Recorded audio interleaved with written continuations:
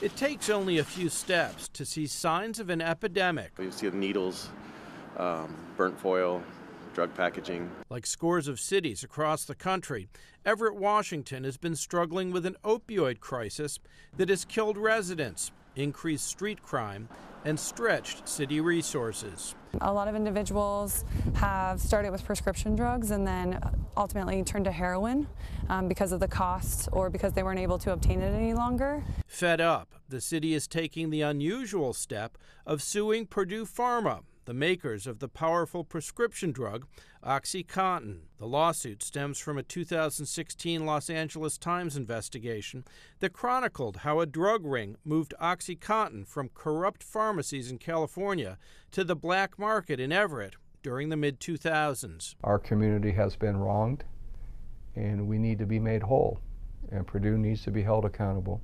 The lawsuit in federal court alleges that Purdue knew the pharmacies were selling an extraordinary number of pills and should have reported it.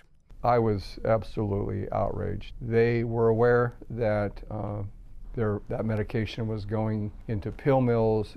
In response, Purdue says, "We are deeply troubled by the abuse and misuse of our medication." And the statement goes on to say, "This lawsuit paints a flawed and inaccurate portrayal of the events that led to the crisis in Everett, and we look forward to presenting the facts in court."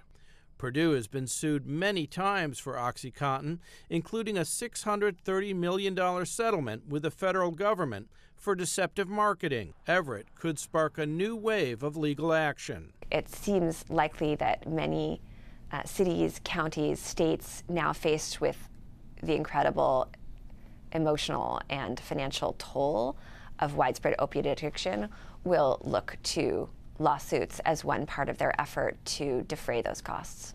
As part of its campaign against the opioid epidemic, Everett has hired social workers to team up with police officers on routine patrols. Do you want to know? They encounter a homeless man who's experienced the toll of addiction.